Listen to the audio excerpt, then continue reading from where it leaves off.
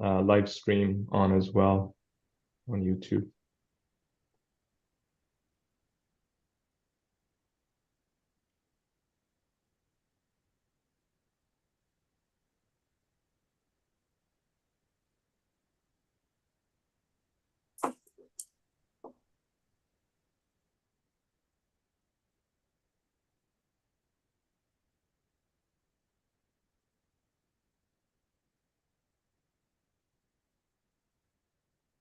Hey, hello everyone. Thank you for joining us today. We're going to start in a minute or two, just letting everyone to join the webinar, and then we'll start.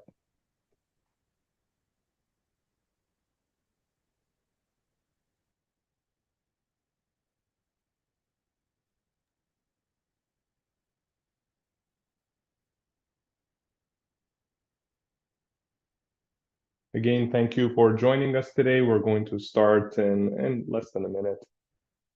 Just want to make sure that all those people who have registered, that they get a chance to join in the live conversation here on Zoom. The conversation is being recorded and live streamed on YouTube as well. So if you miss anything, if you would like to share it later with your colleagues, feel free to go to our YouTube page and you can share the video recording with your colleagues as well.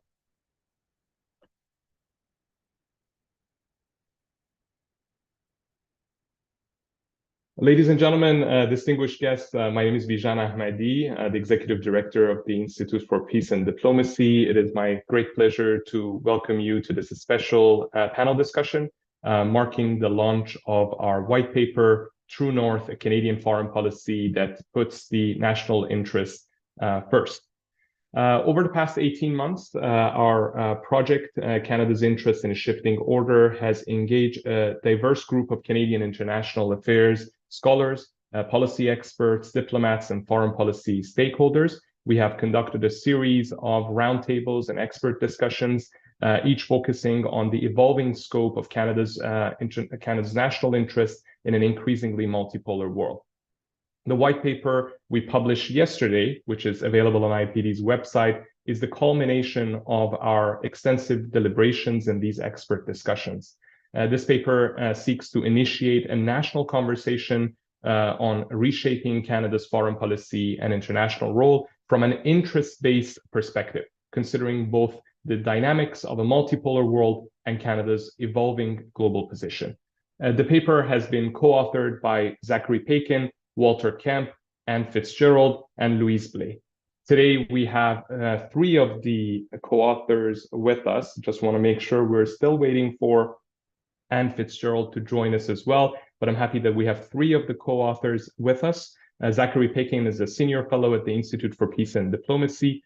Anne Fitzgerald is not here with us yet, but I'm going to introduce her in case she joins in the next few minutes. She's a senior fellow at the Institute for Peace and Diplomacy and director of the Balsillie School of International Affairs. Louise Blais is a former Canadian ambassador and deputy permanent representative to the United Nations. Walter Kemp is also a senior fellow at the Institute for Peace and Diplomacy. I invite all of you to get their full bios to go to IPD's page, and you will be able to see their full bio and information. We're also pleased to have Roland Paris with us as a discussant to hear his perspective on the white paper. Roland is a professor of international affairs and director of the Graduate School of Public and International Affairs at the University of Ottawa. To kick off our discussion today, I would now like to invite Zach to present an overview of the paper. Please, Zach, tell us more about the key takeaways, the problems you've identified, and the recommendations of this paper. Well, thank you so much, Bijan, and great to see all of you. Merci beaucoup d'être avec nous aujourd'hui. And let me just express my sincere thanks to Roland in particular for taking the time to provide feedback and to be with us today. Bijan, the genesis of this project came from a few calls and emails that you and I, as well as Walter Kemp and John Packer from the University of Ottawa, all exchanged about a couple of years ago now. And in that correspondence, we remarked that, at least in comparison with other countries, the way that much of our political and intellectual elite in Canada talks about foreign policy issues is quite peculiar, because in many ways, our foreign policy discourse is really more of a national identity discourse more than anything else. For example, we often ask ourselves, what is Canada's role in the world, right? Or we assert that our foreign policy priorities are based on who we are as a country. So ultimately, that's a conversation that we're having about ourselves, and it's a conversation we're having with ourselves. So when we do this, we're not actually talking to the world, which is the actual purpose of foreign policy, right? The world is not particularly interested in a discussion about who we are. And I surmise that a growing number of Canadians aren't either these days. So what this inward-looking discourse really reveals, in my view, is that we have at least a substantial proportion of Canada's intellectual and political elite has some kind of chronic inability to think about our foreign policy on the basis of what our national interests are. And our country's old identity-centric discourse might have been appropriate for a time when our national identity was still fragile or still in formation, as in past decades, which was also a time when the West was more influential in the world and Canada was still a middle power. But the world is becoming more multipolar today, and that means that the West's relative power is in decline, and Canada's influence in particular has significantly diminished over recent decades. And I think any observer of Canadian foreign policy and of international affairs can see that, especially one who goes and talks to non-Canadians on a regular basis. Even the connotation of the term middle power, which we tend to ascribe to ourselves, has changed over the past several decades, right? In the 1990s and the 2000s, the term middle power used to refer to countries who had abandoned the military-centric foreign policies of the Cold War and had become normative superpowers, right? We think about Canada and Sweden and countries like that. Today, when we think about middle powers, we equate that term more often with regional powers like Turkey, Saudi Arabia, Japan, Indonesia.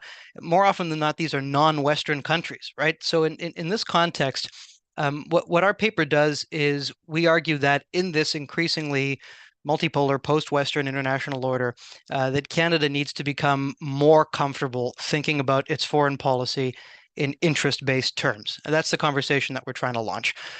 Because without the proper mentality to navigate today's world, we're going to continue to be pushed around and overtaken by events. We're going to continue to have a reactive foreign policy.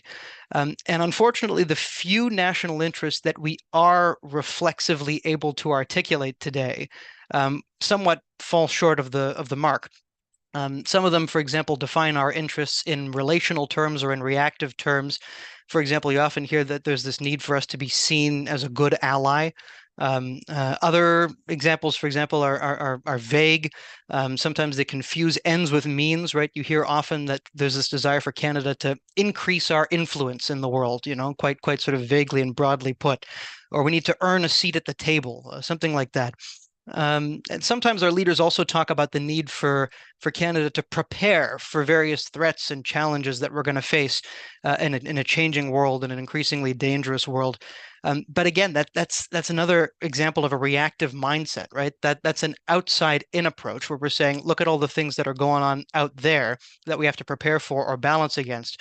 But what we really need, and what we contend in the paper, what we need is that we need a made in Canada foreign policy that is based on first principles, right? And that is the logic behind a foreign policy that is based on the national interest and on an appraisal of what our national interests are from the inside out, right? What are our interests and how do we communicate them to the world? How do we engage with the world on the basis of those interests? So then what we go on to do in the paper, Bijan, is to outline what such an interest-centric foreign policy might look like. And I stress might look like. There are other potential interest-based conceptions of Canada's foreign policy, but we want to launch that discussion with this paper. So what we assert in the paper is that because of Canada's decline on the world stage, we assert that returning to the realities of geography and consolidating our resources on a few key challenges represents the best way for Canada to maximize its influence on those areas that fall within its core interests, right? Where we can make the biggest difference and where those issues matter most to us, right? So that means we need to become a more serious regional power in the Arctic, and putting the circumpolar region and the continent more broadly in North America first. rather than responding to American pressure to do more in security terms, for example, in Europe or in Asia, where Canada has little hope of emerging as a term setter of consequence anytime soon. Now, that doesn't mean you abandon those regions by any stretch of the imagination, but it means you have to rank your priorities more clearly, because, as was remarked on by I believe it was Heather Exner-Piro during our colloquium that we held as part of this project 2 months ago. When we hear about what's going on in the Arctic and who are the term setters of consequence, we hear first and foremost about what are the Russians doing. Then we hear about what are the Americans doing. Sometimes we hear about what the Norwegians are doing, but Canada, remarkably, is just well behind. And for a country that should be an Arctic superpower, that should be a real red flag. But it seems not to be, at least not often enough. When it comes to strengthening multilateralism and the so-called rules-based international order on which Canada depends, we tackle that in the paper as well, and the extent to which that should be considered a core national interest. We assert there that we should pick a smaller number of policy challenges on which we should apply maximum effort that matter to a sizable and inclusive group of countries, including the rising global south. And I think maybe my co-author Louise can speak to that at some point throughout today's discussion. So the purpose of this strategic consolidation to doing more with less is basically, from our perspective, to communicate more clearly to our partners and potential rivals alike where our interests do and do not lie. And so in a multipolar world that features competing norms, competing values, that's actually an important way that we can contribute to global peace and stability, including in our neighborhood, right? We have this assumption, again, dating back to the 1990s and 2000s, that the way to strengthen global peace and stability is, to push for these sort of common liberal-minded norms, and to push for uniformity in the world. But uniformity is not where the world is headed right now. It's not even where the world perhaps ever was.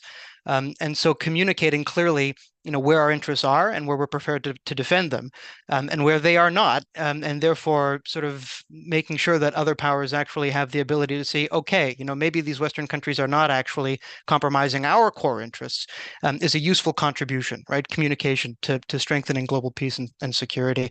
And beyond that, when it comes to our own country, consolidating our resources can also buy ourselves the time and the space we need to rebuild the foundations of our national power over the long term, because we have to admit that we are no longer a middle power, right? We can't do this. We can't turn the tide on this front unless we admit this uncomfortable truth, that we are no longer a middle power. And so in the meantime, that means that we have to focus our resources on a few things so that we can focus the rest of our energy on rebuilding the sources of our national power. To succeed and to make a genuine impact in today's world, we need a foreign policy ultimately that deals with the world as it is, not a discourse designed to make us feel good about ourselves. And so I'm sure it'll be very difficult to admit to ourselves that we're no longer a middle power.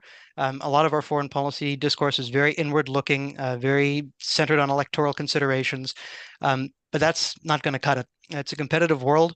And we have to be prepared for it. So I look forward to today's discussion, and thanks to everyone for joining us today. Merci beaucoup. Thank you, Zach. We need a foreign policy that, as you said, that deals with the world the way it is, and not the way that we want it to be. Thank you for providing that overview. Throughout this session, one thing that I want to do is to reference some quotes from the paper to guide our discussion further. I'm keen to hear from Roland about his take on the paper, but first let me read a brief excerpt from the opening paragraphs of the paper, and I'm quoting here. Canadians need to change the way they think and talk about foreign policy. Canada's political leaders, intellectual elite, and general population all often struggle to think of their country's international engagement in interest-based terms. Our foreign policy discourse frequently references who we are and what our role in the world is. In effect, a conversation about ourselves with ourselves. Yet, as the world becomes more multipolar and Canada's relative influence declines, our country cannot afford not to conduct genuine strategy and diplomacy. Roland, please go ahead and share your thoughts on the paper. What do you think about the way the paper has formulated the problem and the recommendations it provides? Well, thank you, Bijan. Thank you for inviting me to be part of this discussion. And I just want to start by commending Zach and Louise and Walter and Anne and everyone who was involved in the various conversations that you led for having undertaken this project. I think that we need more of this, is the bottom line. So I just want to start by acknowledging and agreeing with the basic premise of the paper, which is that the world that we knew is gone and it's not coming back, and we need to get our heads around that.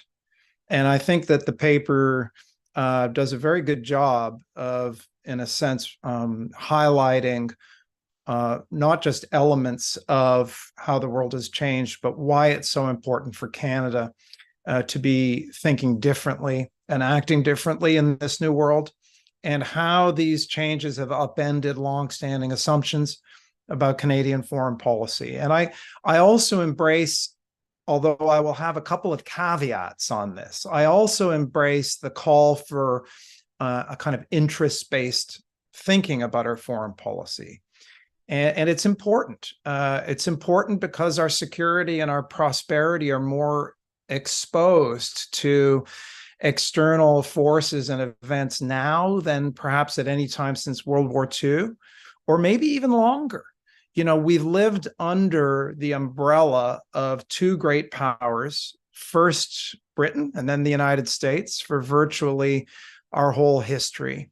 And we are now entering a multipolar world in which we may not be able to depend on the United States in exactly the same way.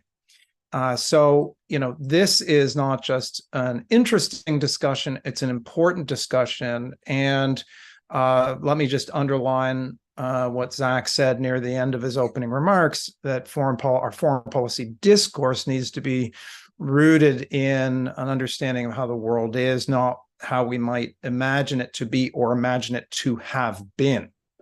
But I said I had a couple of caveats about the call for a more interest-based argument or analysis or approach to Canadian foreign policy. And the first one is that I think that it's always possible that in making the argument for putting interest first, that the distinction between interests and values can be overstated. You know, this paper, like many others, and now even speeches of the foreign minister and recent strategic documents, including the Indo-Pacific strategy, have called for national interests to be placed front and center. So the notion that we need to be pursuing our interests, I think, is filtering through. But sustaining certain values is also in Canada's interests. So the paper itself talks about the importance of a rules-based international relations rather than a world that's just driven by might makes right. That's very much in Canada's interests. So is the value of open societies, the value of democracy, which those values are under serious threat, not just from outside actors, but also from within many well-established liberal democracies. So I would offer this, gentle warning or plea, which is that the discourse of putting interests first is helpful and important until it starts caricaturing the role of values in our foreign policy, with the caricature, not necessarily in this paper, but one hears it, the caricature being that promoting values is self-indulgent or naive or counterproductive. Sure, there are moments when certain values will come into conflict with certain interests, but there are plenty of ways in which an interest-based foreign policy is also a values-based one. So that's the first caveat. The second one is that, yes, national interests are in some ways more self-evident than the paper suggests. And in other ways, they have a kind of magical property. And let me explain what I mean. The Canadian government, successive Canadian governments have in practice always rank ordered certain priorities. And even if they haven't used the language of Canadian Canadian interests, these have been a Canadian interests rank ordering. And that rank ordering has always been, with slight variations, the defense of Canadian territory and sovereignty, the defense of the continent, relations with the United States, which is the indispensable partner, not just for our security, but for our economy, our broader alliance commitments, notably NATO, and then finally, and it's always the most diffuse and last on the list, but it's always there, a stable, peaceful, or even just world. And in that sense, self-interests are kind of self-evident. But in other ways, saying that something is in the national interest can serve as a kind of magical invocation that lacks precision, but also demands urgency. So the problem is that one person's national interest may be another person's policy preference or even policy fetish. So while it's really important, and I welcome that this paper itself says what we need to do is think about first principles here of any claims to promote national interests. This paper does that, but many of those invoking the phrase national interest just wave it around like a magic wand, as if, you know, what they are proposing is inherently in the national interest, when these things are often subject to debate. And that debate is something else that is important. And the second part of this paper is not just the critique at the first end and why it's important to think about national interests for Canada in a changing world. The second part of the paper commendably moves on to specific recommendations about what to do. And it offers its own rank ordering of priorities, starting with North America, followed by international stability, climate, and then energy, which produces the very pleasing acronym NICE, or NICE. Now, I don't disagree with any of these priorities. Yes, absolutely. We need to pay much greater attention to Arctic security and sovereignty, and that is only going to become more important. And international security is obviously important for Canada, as is climate action and the geopolitics of energy. But what about Canada's economic competitiveness in a dramatically changing global economy? Those assumptions have been upended as well. How are we going to not just survive economically, but thrive in this new context? Surely that deserves a high ranking when we're talking about Canadian interests. And how exactly are we going to manage relations with a changed and changing United States? We still haven't really wrapped our heads around that. But there are a few issues in Canada's international policy that are more important. So these are all very much live questions, and they reiterate the importance, I think, of thinking about our interests and having this debate and discussion about how we should identify them, rank order them, focus attention, focus resources, and most importantly, what exactly to do.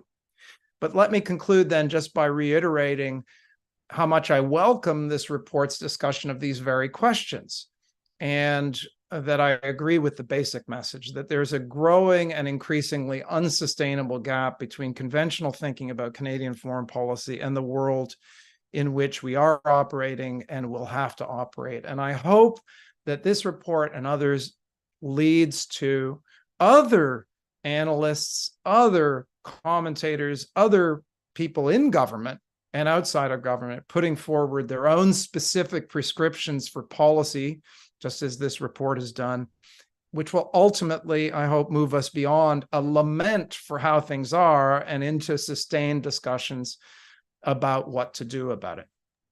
Thank you. Great. Thank you, Roland, for the important points you raised. I definitely look forward to hearing the co-authors' reaction and perspective on the points that you mentioned as well. Louise, now to you. As a former Canadian diplomat who represented Canada on the world stage, please share your insights on the paper and its recommendations. Why, in your opinion, is a national discussion on reframing Canada's foreign policy and foreign policy discourse is needed right now? Also, feel free to react to the points that Roland raised. Please go ahead. Thanks so much. Merci. Je suis ravie d'être ici avec vous.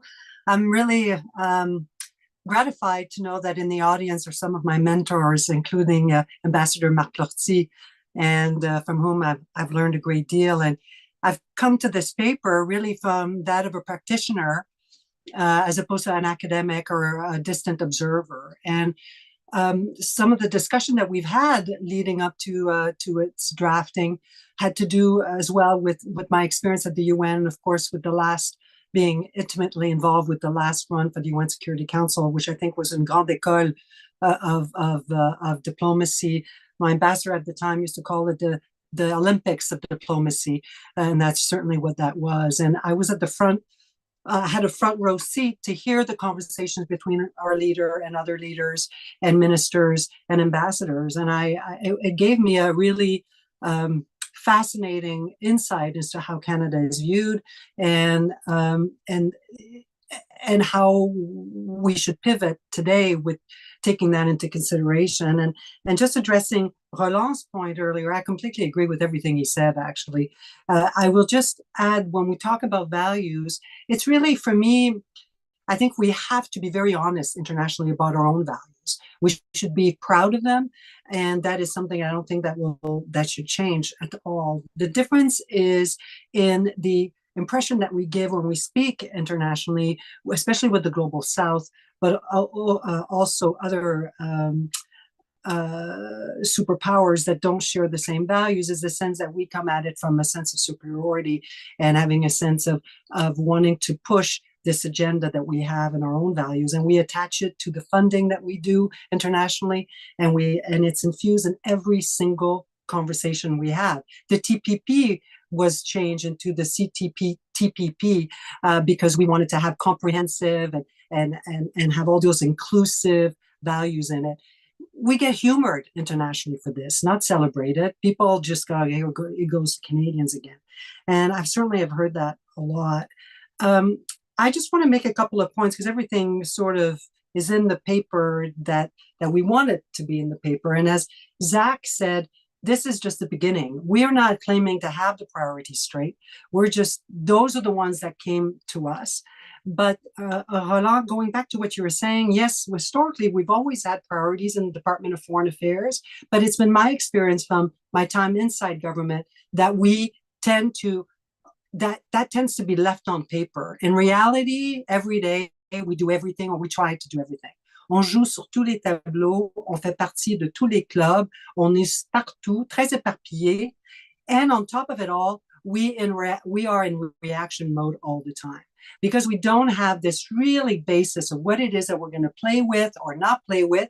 We will react. We get drawn into the latest crisis without that sort of appreciation of perspective of those crises that perhaps we shouldn't be the lead country on. I mean, look at everything going around in the world today. You don't hear necessarily Sweden, Norway, these countries being at the center of those discussions. They decide what they're going to weigh in or not. But Canada somehow, and I think it comes a little bit from a variety of factors, but from what Zach was saying, we really do see ourselves as dans la cour des grands. We really think we belong in that big club, but really, essentially, we don't anymore. And what we do when we do speak out very forcefully on some of these issues, like and espouse positions that are very strong and not aligned with a lot of countries around the world, we expose ourselves needlessly to consequences that we are ill-equipped to deal with.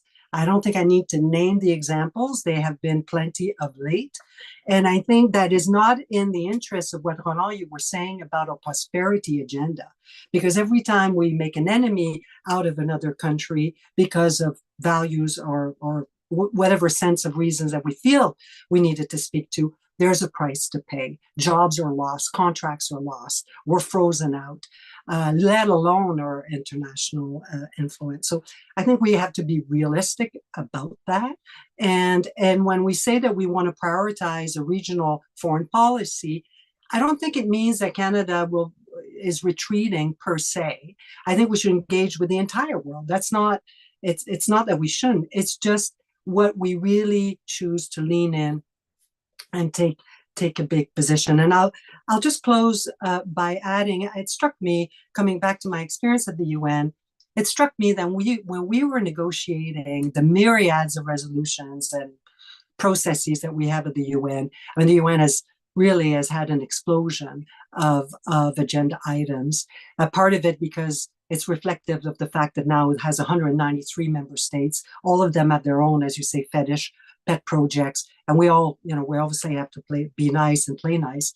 But I was struck by the fact that countries bigger than us, like France, like Germany, have the European Union as a diplomatic entity in its own right that is an observer, for example, at the UN, and will advocate and negotiate on behalf of the 27 European member states on positions on a whole variety of resolutions. And they're able to focus individually at a national level on just a few things and let the European Union deal with the bigger, many of the other stuff.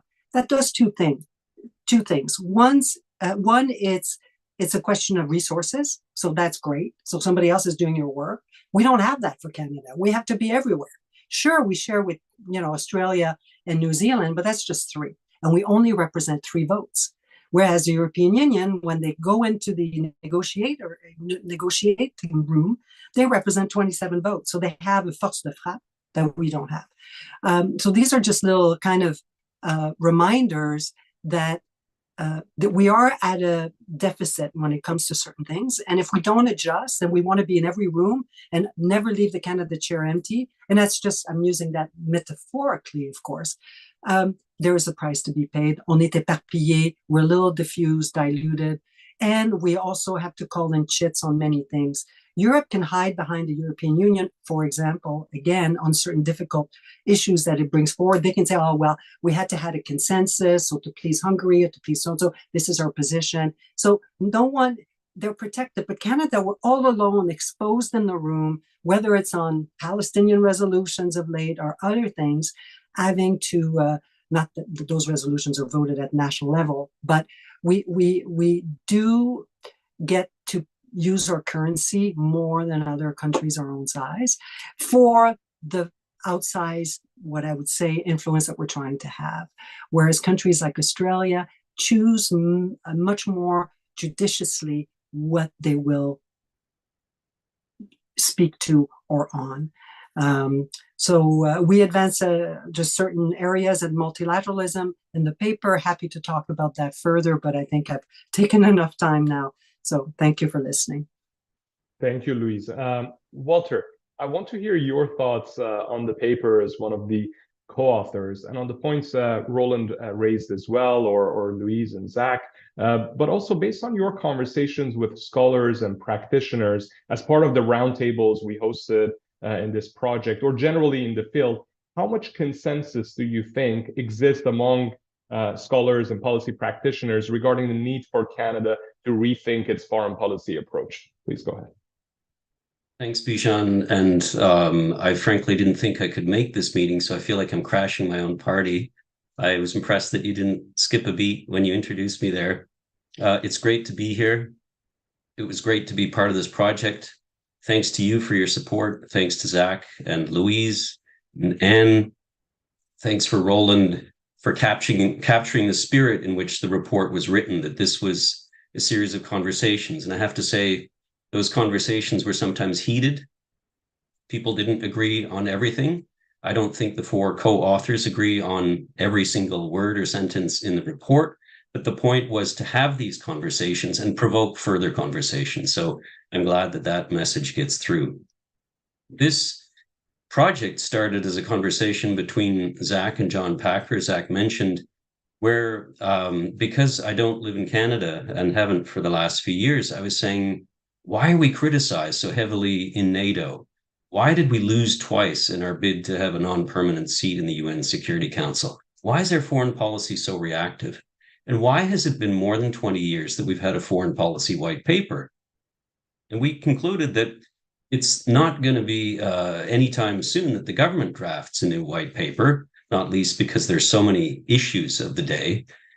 So why don't we start that conversation ourselves and maybe provoke a discussion which could contribute eventually to some clear foreign policy priorities.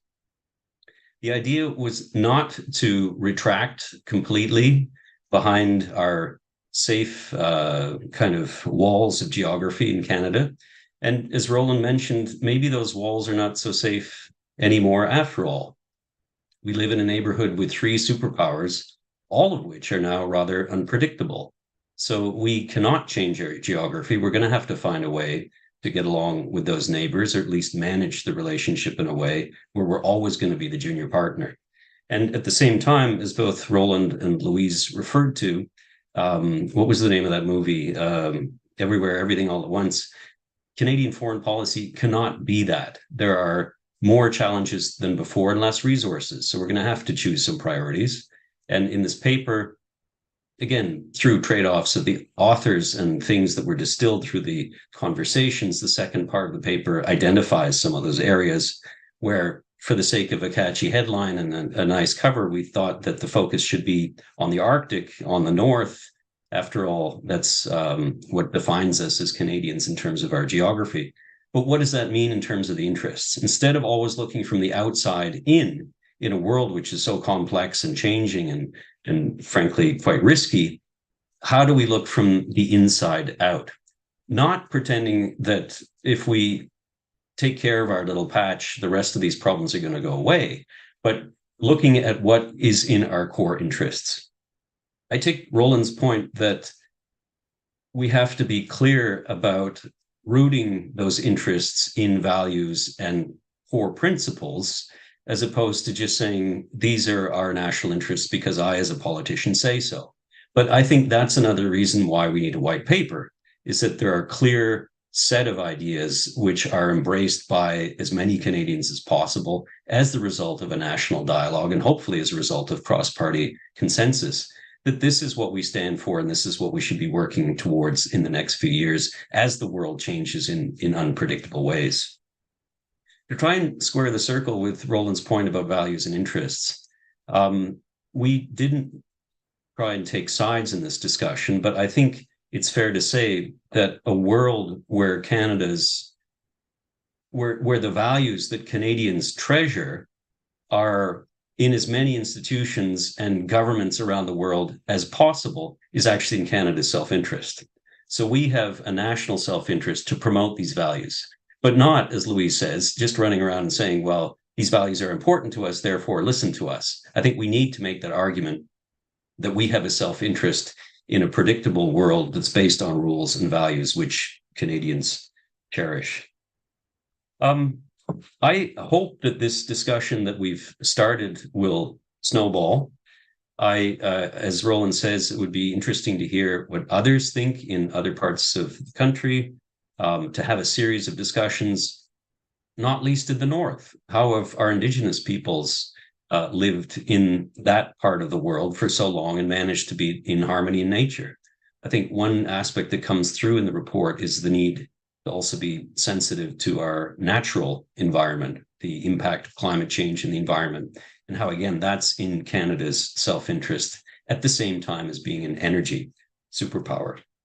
So just to say, this is a process. We hope the process continues. We appreciate the fact that so many people have joined us today, and that spirit which Roland was referring to, these conversations, having these discussions, but then hopefully leading to some kind of clearer policy. So Canada's place in the world to Canadians and the rest of the world is a little bit clearer than it is now. Thanks, Walter, for sharing your perspective. For our attendees who are watching or listening to the conversation, please, if you have any questions, if you're joining through Zoom, you can use the Q&A box to send us your questions, and I'll try to post some of the questions that you submit to our panelists. Zach, I want to quote another part of the paper and ask you to elaborate. You all kind of touched on that, but I think it's important if we can dig a bit deeper and talk about it more. Canada, and this is a quote, Canada is no longer a middle power and must therefore avoid spreading itself too thin. It should focus on maximizing its influence in those areas where its core interests are most at stake. And now, this statement asserting that Canada is no longer a middle power is significant. One may argue that Canada is part of the G7 and G20. We have our armed forces present in different missions in Eastern Europe, in the Middle East, in East Asia, and other places. Then the question is why the paper suggests that Canada is no longer a middle power, and how this shift should influence our approach to foreign policy. Well, thanks, Bijan. I mean, on top of the comments that Louise and Walter have made somewhat to this effect already about the need not to spread ourselves too thin, with which I wholly endorse. From a conceptual perspective, part of the answer to your question goes back to an earlier white paper that IPD published that I co-authored with IPD's research director, Arta Moini, as well as Chris Mott and David Polanski, research fellows at IPD, on middle powers in the multipolar world. And basically, in that paper, we conceptualize a series of criteria for what actually constitutes a middle power in today's evolving international order. And one of the criteria is that you have to have decisive influence in a regional security complex. And the old saying about Canada is that it's a regional power without a region. Right? It's not powerful enough to be among the ranks of the great powers, but nonetheless, therefore we use the term regional power to mean sort of the next tier of powers. The problem is, despite the fact that we are a G7 member, that we have a developed economy, et cetera, that all of those things should theoretically put us in the rank of the middle powers. It's not the case because we don't have a region in which we can actually exert our influence. We're never going to be as decisive a term setter in Europe as France and Germany and Britain and Russia. That's just the reality of the matter. And part of that is due to their relative weight individually, but also it's due to their collective weight. In the case of France and Germany, for example, within the European Union. And France and Germany themselves are having difficulty becoming term setters in Europe right now, given the EU's growing dependence on the US, so to say nothing of Canada's role. Again, in Asia, we are just not taken seriously, and we're far, far behind, in the region, just compared to the local powers that are already there that have been shaping, regional institutions and accords and clubs and dynamics for so long, from Japan to Indonesia to India, which is really not a middle power anymore, but an emerging great power already in its own right. So I know we like to think of ourselves as an Indo-Pacific power now, and I don't think we should abandon our efforts to play more of a role there. But the fact is, if our relationship with China and with India, the two largest powers and largest economies in that region, or soon to be two largest economies in that region, I should say, is nowhere right now and in crisis, I think that poses sort of a fundamental dilemma for sort of conceiving of ourselves as having an Indo-Pacific strategy at this point. And unlike the United States, which is a naval power, and therefore it makes sense to come up with this Indo-Pacific construct, or unlike Australia, which has one part of its geography that faces the Indian Ocean and the other part that faces the Pacific Ocean. It was never particularly clear to me what vital interest Canada had in the Indian Ocean that necessitated us, embracing this Indo-Pacific construct. It's a construct that's driven by a small number of countries. Those countries that have embraced it sometimes even do so in everything but name. Rather, excuse me, excuse me, I mean to say they reject it in basically everything but name. The ASEAN outlook on the Indo-Pacific is a clear example of that. Where there's a desire to build a more inclusive order rather than come up with concepts that are effectively designed, whether explicitly or not, to exclude one or another power from setting the regional terms. So for all those reasons, if this contested term Indo-Pacific is going to be out there for the next several years, I don't see that there's much value of Canada trying to join the ranks of regional power in that entire construct that sort of is located from everything from the Suez Canal to Tasmania all the way up to Alaska. So because of all of that, the one region where Canada must aspire to become a regional power is in our own backyard, in the Arctic, in North America, and its environs, and that includes, for example, conceiving of the Arctic as part of, and the defense of North America as an important contribution to NATO and therefore to European security, especially as Sweden and Finland now become NATO members.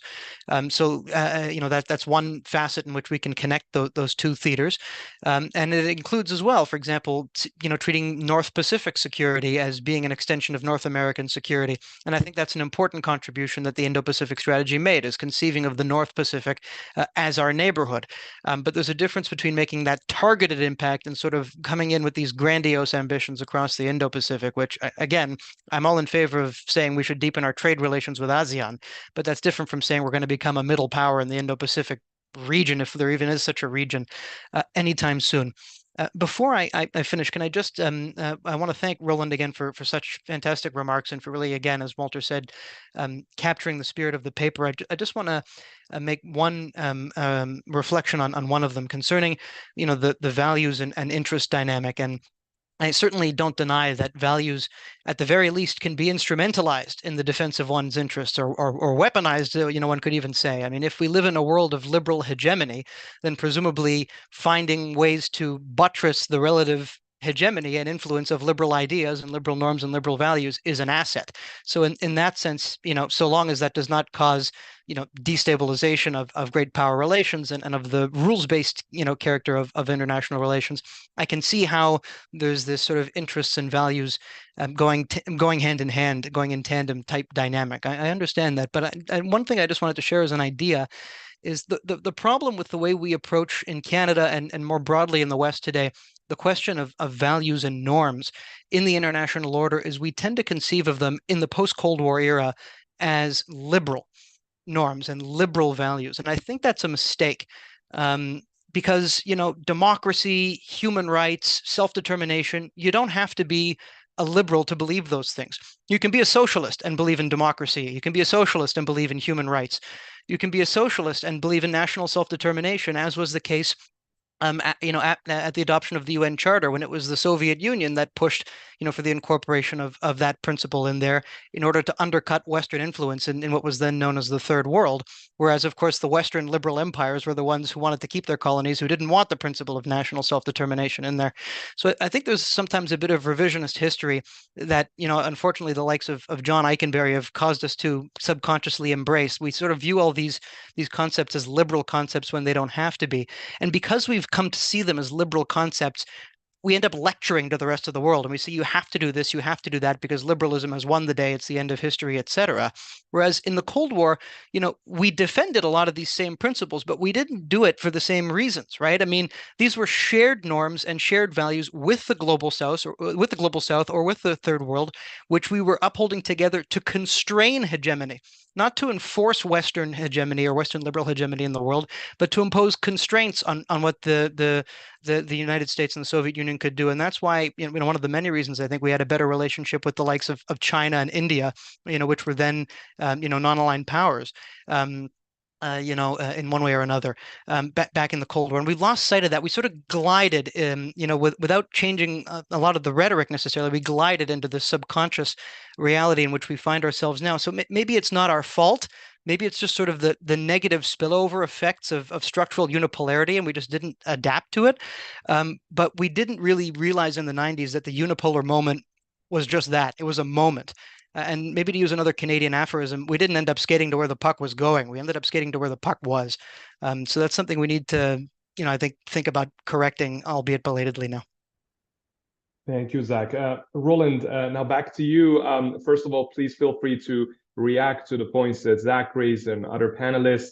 But also, I understand that this past weekend you attended the Halifax Forum. I noticed a tweet you posted last night referring to an article by Paul Wells, in which you wrote in your tweet, Canada's growing irrelevance was a significant theme of hallway conversations in Halifax. For decades, Canadian political leaders and Canadians themselves have demonstrated little interest in changing this. Now we are becoming an easy mark, end of quote. For those in the audience unfamiliar with the Halifax Security Forum, it's an annual conference co-hosted by Canada's Minister of National Defence, aiming to highlight and amplify Canada's position and contributions among its democratic allies and partners. So based on your observations, let's say in Halifax and other places, other platforms, Roland, do you agree with the white paper's claim that Canada is no longer a middle power? And do you think Canadian leaders, if not publicly, at least privately, recognize this shift and have plans or a commitment to adapt to our new situation? Well, what I would agree with is that Canada is less important in the world than many Canadians, including some in our leadership positions, think Canada is. And in that sense, to answer your question, maybe the middle power construct has been one that's been kind of satisfied and discourages us from facing the reality that, given the changes taking place in the world, that we are becoming less important. And it's absolutely true that, if we want to accomplish goals based on our interests or based on some combination of interests and values, that we need to be able to marshal the resources and strengthen the capacities of our international policy right across the board, from defense, development, and diplomacy and trade promotion, and have a strategy to then apply those resources in ways that are focused on achieving specific outcomes. The debate about middle powers, I mean, it's interesting, fascinating as an academic debate. I fear that as the center of a policy discussion, it risks becoming a kind of semantic rabbit hole.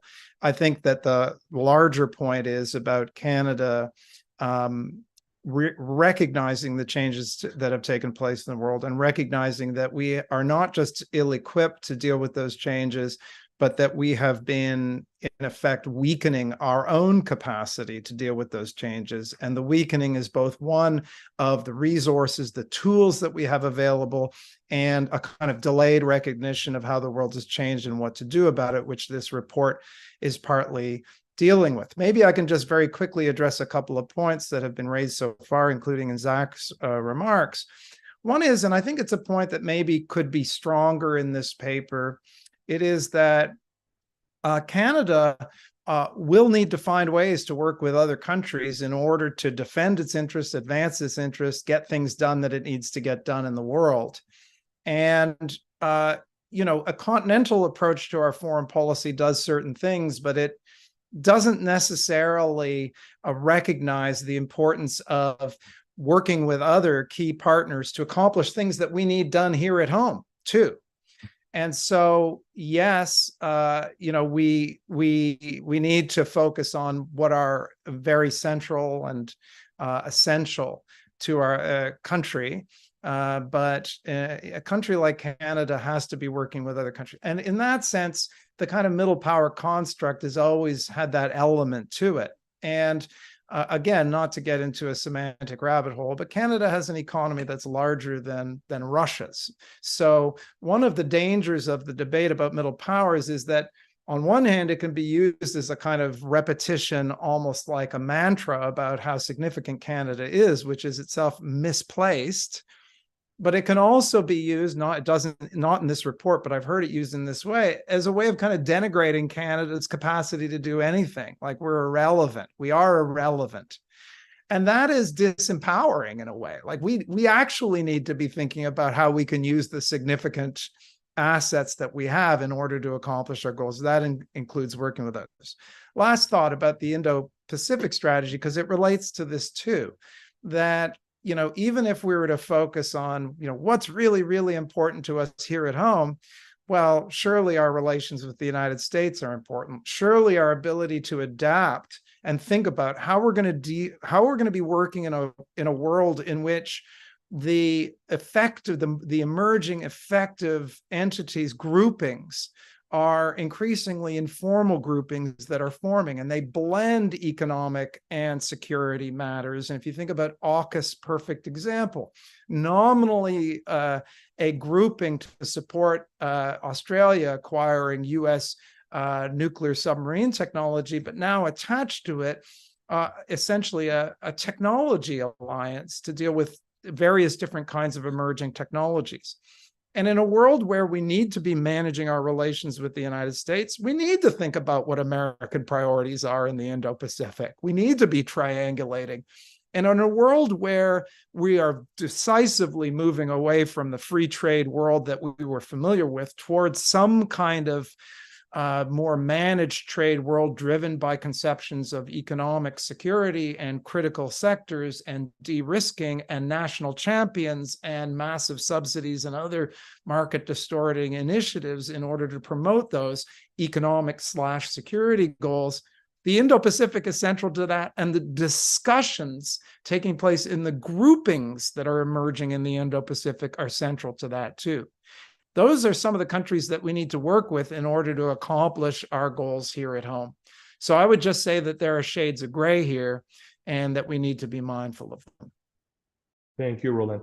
Again, Luis, if you also would like to react to anything you've heard so far, please go ahead. But let me add a question as well. And I'm including some of the questions we're getting in the chat box, in the Q&A box as well. So strengthening multilateralism has been a major priority for Canada.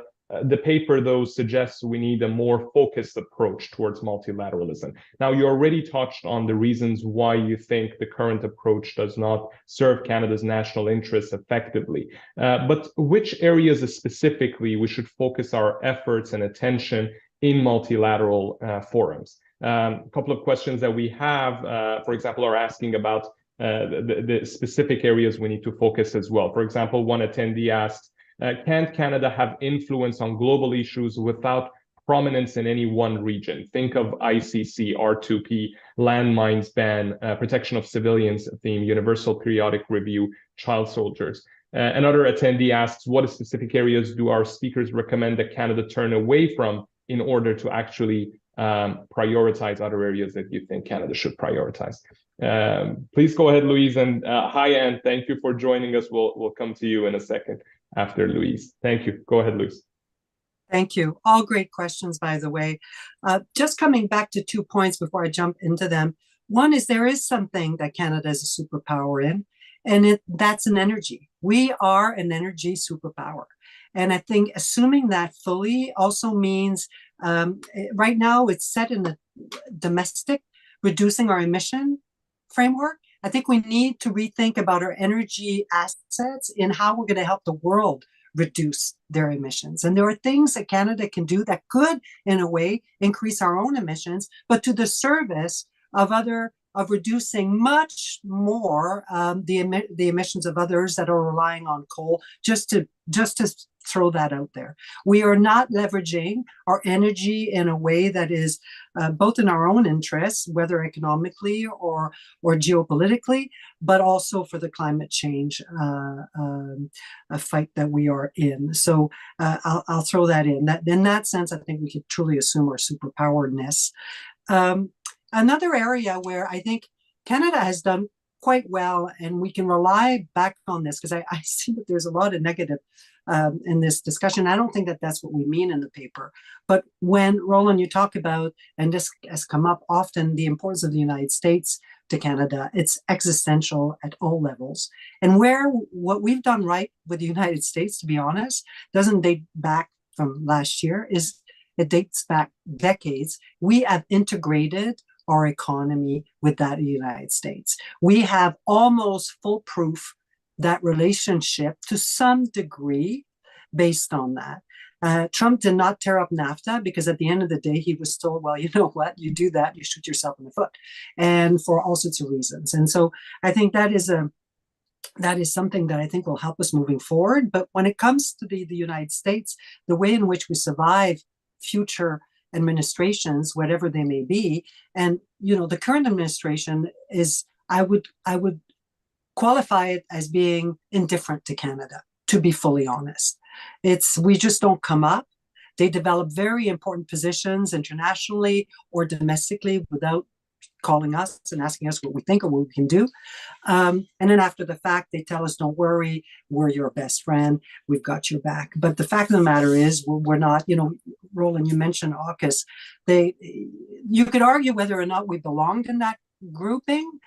We don't have, and we don't want nuclear submarines. Maybe we should, but we don't. But it was the fact that there was no heads up. No, we're about to do this. There was no even a reaching out. So at some point, I would argue that this current administration, we really don't matter to them in a way that we in fact do. But and just coming back to the questions that were asked, I think multilateralism is a fantastic thing. And there's another paper out there that was written by Michael Manulak and Carrie Buck, to which I've contributed. And I highly recommend a read of that. And then it fleshes out areas and things that we should do to maximize our use of the multilateral system to serve our interests and that of Canadians. But there are areas, and I think there are things that sometimes, and go back again to what Roland said and others have said, sometimes you've got to do something for others. That's what diplomacy is all about. So we have to be careful not to frame this interest-based foreign policy in a way that when we're approached to help others and their own priority, that we walk away and say, well, this is not our thing, we're not going to do that. Multilateralism is really about bringing everyone's issues in one forum where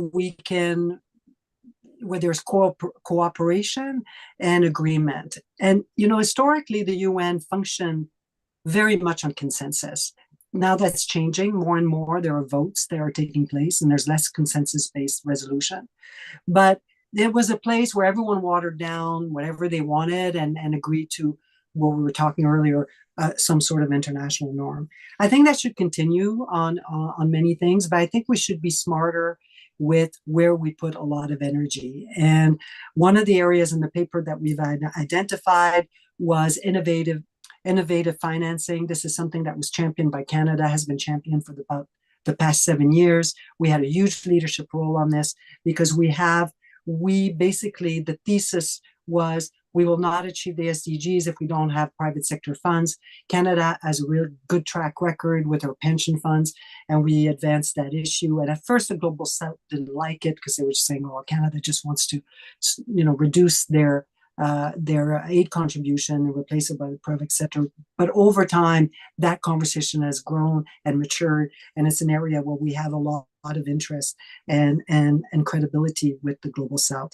Global health, need I explain that one? I think that one is pretty obvious with the pandemic and the fact that Canada has a lot of expertise in this area, and the law of the sea and the blue economy being as well areas that we have our own interests and have a lot of to offer the world. But we're not really saying that those should be the only ones, but I think there should be a set of priorities. And I also want to close, probably it's my last time to speak, and just to say that beyond national positioning, there's also personalities.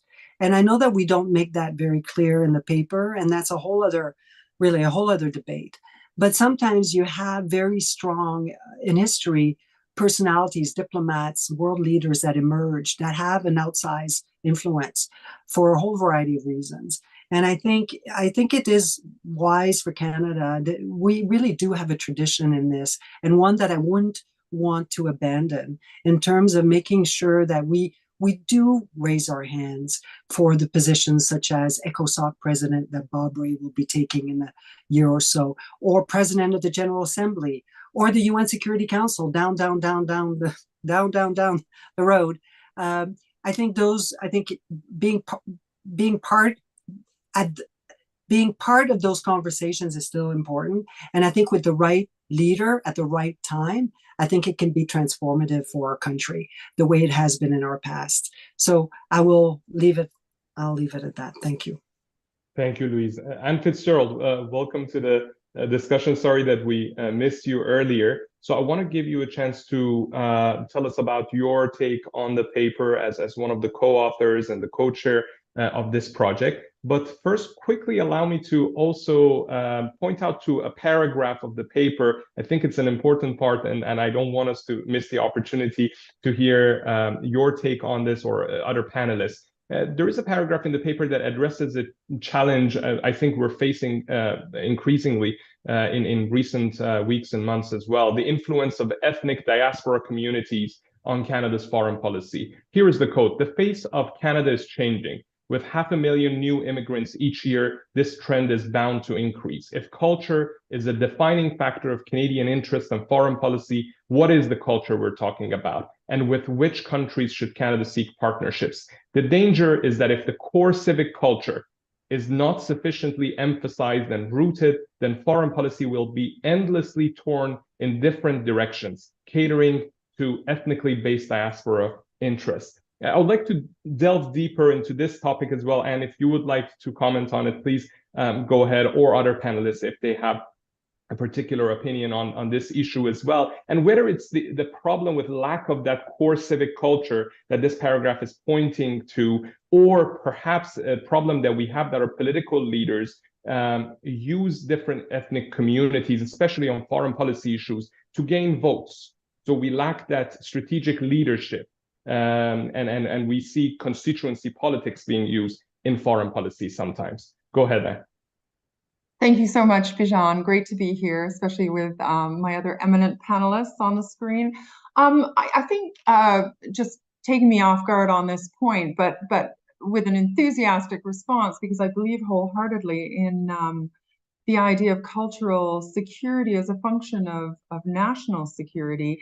I also believe that a very effective, strategically geared immigration strategy is fundamentally important to Canada at the moment, with our aging population, with the skill set development need, with the pivoting, particularly of the energy sector. And I'm glad that Louise mentioned that. I'd like to come back to that. But I do think we will carry on in a bit of a bandaged way, allowing groups with issues of the day to invariably impact on foreign policy priorities in the absence of a foreign policy. So I think that we can use our diaspora very, very effectively. One, the skills and the talents that are coming into this diaspora pool need to be leveraged, but so too does the laying down of national interests gear us towards at least a common unifying fabric. And that's really important for national security. I've facilitated a lot of national dialogue processes around the world on national security strategies, and in very diverse societies, it's important for a population to identify with 3 to 5 things that unify everybody. This was very important in Indonesia, for instance, hugely diversified population, archipelagic, spread around, biggest Muslim country in the world. And this exercise was undertaken, and the 5 that were arrived at, national interests, were called Pancasila, the 5 values in Bahasa. And they're one almighty God, unity but diversity, rule of law, political democracy, and one other. And everybody started talking about it. And there was even a song developed that a pop artist sang about, but it really had that unifying impact. Now, one thing in my view that Canada has been very effective at in the past is the ability to assimilate, to assimilate society. We're not hugely hierarchical, but we've also put protections in place and measures in place to guard against social marginalization. Our capacity to assimilate, in my view, has gone down. And I think this discussion around interests and cultural security, if strengthened, will help rebound us in that manner. So words matter, and countries that we are closely allied to, especially great powers, can stand up and say things, and then the next week change their mind and do a U-turn and say something else. And they can get away with it because they're a great power. Small to medium powers like Canada cannot. And so words really matter. What we lead with in terms of words are remembered, and particularly in the absence of strategic policy objectives, the words that we phrase our statements around really, really matter for a country like Canada. Defining and articulating national interests as unifying measures, but having other unifying measures as well around cultural security and how we define that become important for even muddling through on strategic policy. I'd like to come back to the energy security issue very quickly, if I may have 1 extra minute here. I do feel that there is going to be a bottling out of the oil and gas sector. I do feel that the longer we don't grab this, especially while our European partners and others are moving ahead at rapid pace with things like heat pumps and electric vehicles, etc., we even risk heading down the trajectory of a constitutional crisis. And are we thinking about these things? To what extent are we leveraging things like the mineral and metal file in the north, the climate file, the indigenous file to point north, and the defense file? It brings all the portfolios together, in my view, very permissively, very nicely, in a way that puts the focus on a very important and relevant side of North American policy at the moment, and that others are interested in, and that Canada can play a leadership role in. So I'm happy to address anything else that has come up, but I'll stop there for now. Thank you, Anne. Oh, actually, Bijan, if I could ahead. say one other thing that is linked to the energy security side is the current economic crisis and interest rates and inflation and the use of monetary tools to try to correct this. I think there are other fiscal tools. Monetary tools on their own aren't going to lead us to better things. The fiscal instruments are really important too, and part of the resilience of the fiscal instruments concern our supply chains.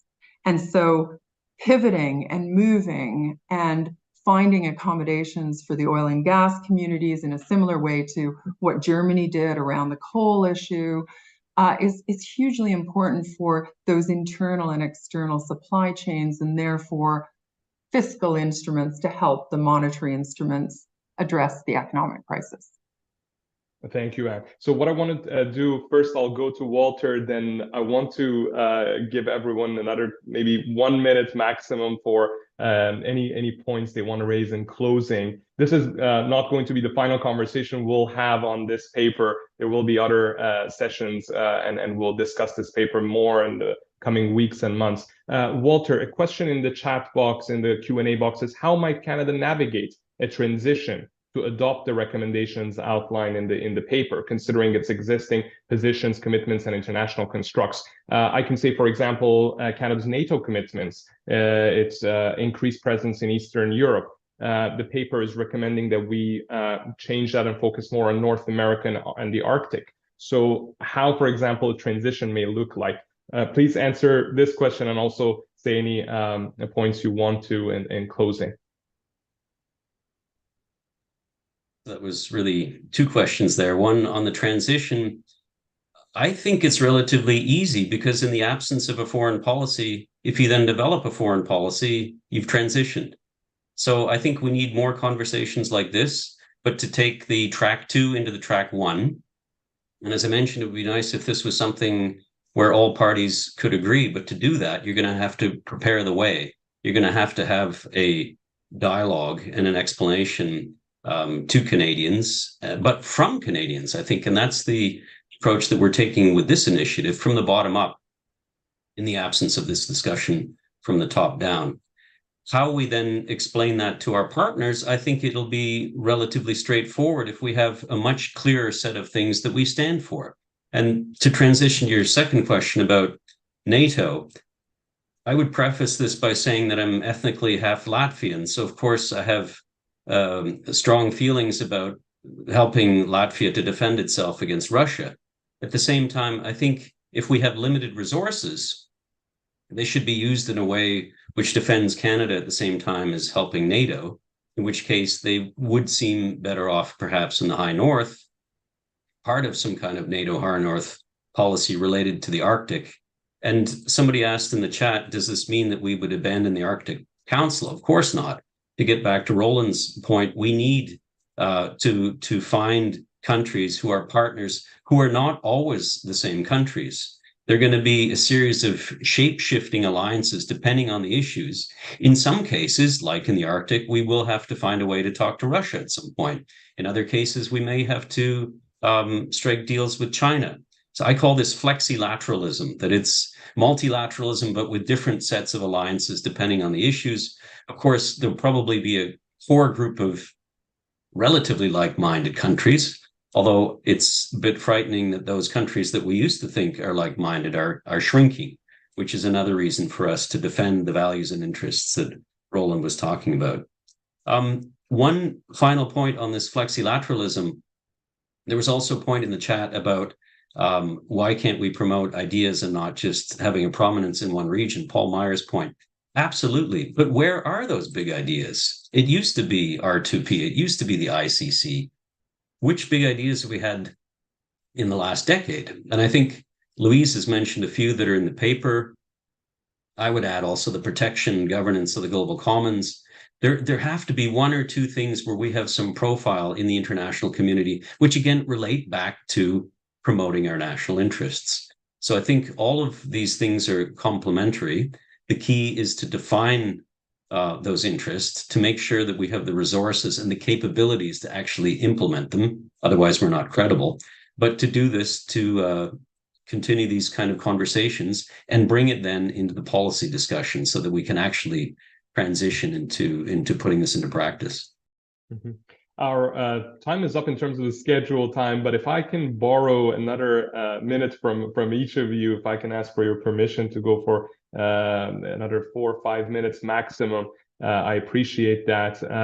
Roland, any thoughts, any points you would like to raise in closing? Well, I would just, this is, I don't want to open a whole other area of conversation. I would just note that I'm not entirely comfortable with the assessment about Canada's role with regard to NATO in Europe or in the Indo-Pacific. I think that we must be involved in both areas, that our NATO commitment is fundamental. But I think the bottom line is this, that, if we don't get serious, and I think that this is what this report is about, if we don't get serious about what we want to do, and recognize that a failure to have that conversation is going to make us just even more buffeted by events and buffeted by the changes that are taking place around us, then we're going to be in a lot of trouble. And we're already seeing signs of that with regard to what Anne was suggesting before. We're becoming an easy mark, and that's a different circumstance than the one we've faced before. If I could offer one last thought, it's maybe we can all agree to excise the expression Canada's role on the world stage from all future discussions, because it implies like that we have a role to perform. The question should be, what do we want to do? How are we going to do it? And how are we going to support efforts to accomplish that goal? Thank you, Roland. Louise, any final thoughts?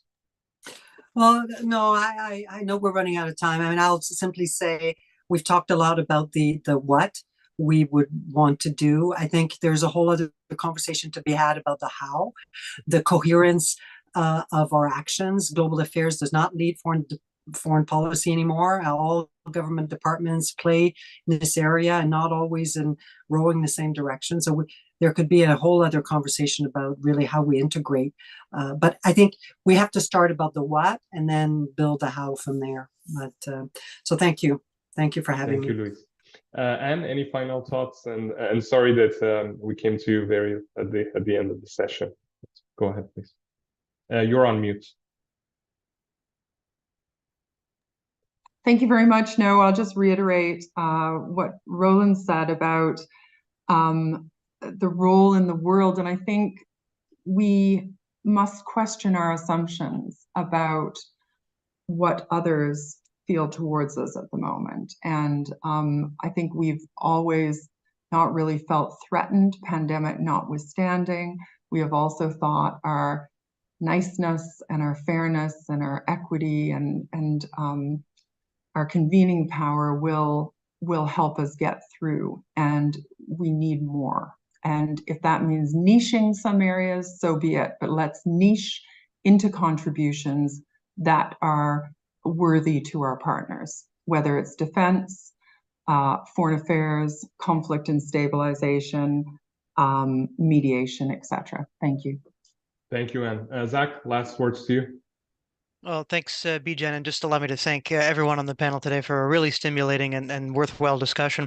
I couldn't agree more with Roland and with others about the need just to jettison this term, Canada's role in the world, for good. I don't think it does us any good in looking forward in terms of identifying what we need to do, what our interests actually are. A role in the world, as we say in the paper, cannot be static if the international order is changing and our relative power is changing. So we have to get rid of this discourse and this vocabulary that was inherited from decades ago. Last sort of thought on the importance of NATO. I couldn't agree more. What I'm worried about is that we often end up viewing, though, as a result, increasing our influence within NATO as an end in itself. And again, that is an excuse for us not to articulate what our interests are, what our actual policy goals are.